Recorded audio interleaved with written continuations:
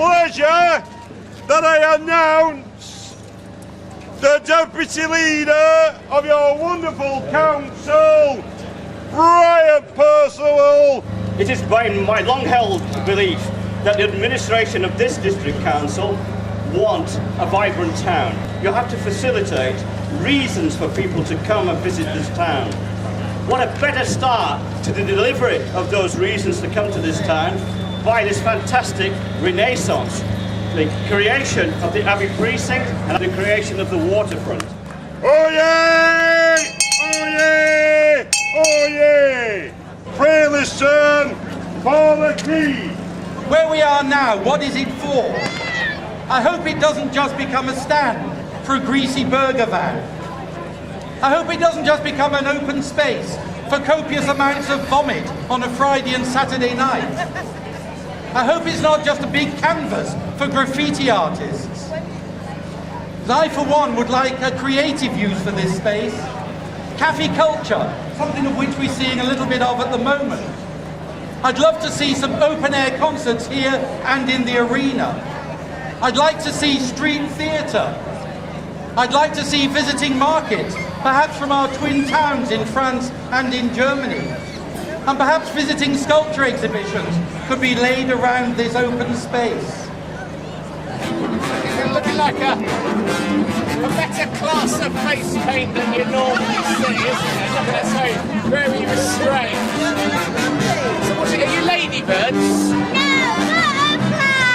That's what I meant when I said ladybird, I meant butterfly. Yes. Very nice, very nice. And where'd you get that done then?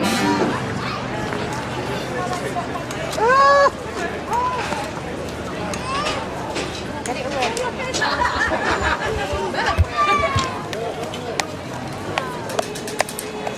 That's my best trick there. While I'm on stilts anyway. Whoa!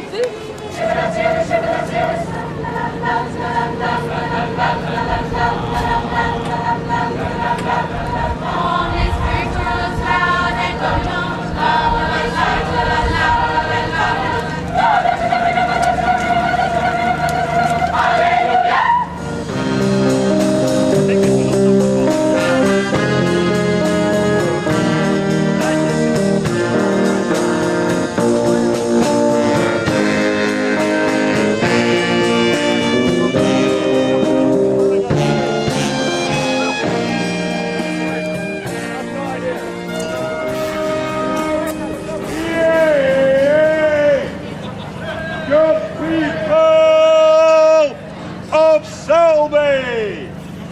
This way for the energy swap! So the traders at the time said, hang on, we want to get to the river. The river is our main source of trade. I can't be doing with going down these little snickets. I want a proper route to the river. And the Abbey said, no, I can't be doing that. And the traders said, yes, we will. And they said, okay, what are you going to do about it? Right, we're going to knock your wall down. What?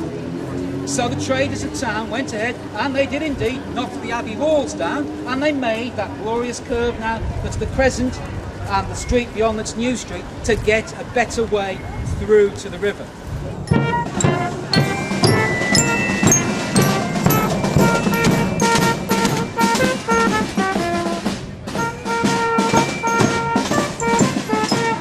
We have now walked through the cholera graveyard of the 1850s. So this was the main town drain. So not surprisingly, it was being an open, well, effectively an open sewer, and apparently, according to contemporary records, hadn't been cleaned for 45 years. Not surprised, there was a lot of waterborne disease about the place. And there was a cholera epidemic. There was a cholera epidemic around the middle of the century, which carried off somewhere in the region of 200 Selby people. Now, there were too many to be buried in the graveyard there at the Abbey, so all this, well, most of this land here was put aside to be a cholera graveyard. But the merchants formed a board of trustees to make sure the people of Selby had a safe water supply. So the traders of Selby, again, were doing good for the town by not only improving the routes and the trade, but also improving the health. So after the 1850s, the cholera epidemic was totally wiped out. There were very few cases of that, and also this drain was indeed paved over, so it was no longer open. So here we are, and to my right over there, we've just passed the birthplace of King Henry I. He was the fourth child of William the Conqueror, and he became king in 1100, and he invented the Chancellor of the Exchequer. He was the first person who said we should have a Chancellor. But certainly that's where Henry I was born. You know, the best resources we can have from 800 years, that's what we know. In front of us behind the tree is the Three Swans pub, which was built about 150 years ago. In the foundation there, they found, I think, about a dozen oak coffins that are about 1,000 years old. So you go from there, we go down to where the amphitheatre is, and that's, according to records, where Benedict landed. He landed and set up his first wooden church under what was called the Shire Oak. So it was a mighty oak tree, renowned for miles. And he saw this, he saw the swans as being a sign. He'd seen this vision in a dream that he should found his abbey where there were 3 swans. He saw 3 swans on the river, he saw the mighty oak, and he founded his first church there before he started building the abbey. And then behind me there is the thing I pointed out. That sadly weed-infested building with the limestone in it, which you'll see as you go by, that is the finest monastic warehouse in England. And I'll wind up, that is the finest, best preserved monastic warehouse in the country. Now at the moment it is lying very derelict, and when you walk past the abbey railings you'll have seen a little board saying, what do you think we should do next? Little spots for voting. And one of them said, should we do up the abbey stage? So if you think it's a good idea to bring this wonderful building back into play, when you get back there, put a spot on that one. Those of you that have made this short walk from the marketplace may or may not realise that it's actually been quite a long journey for the town team, over 5 years now since we first had our visioning day for the Renaissance projects. This amphitheatre is a wonderful resort. We hope it can be used for all sorts of events that Selby can be proud of. Do come along and tell us what you actually want to see as part of the next stages of Renaissance. It now gives me great pleasure to declare the amphitheatre and waterfront gardens open. Thank you.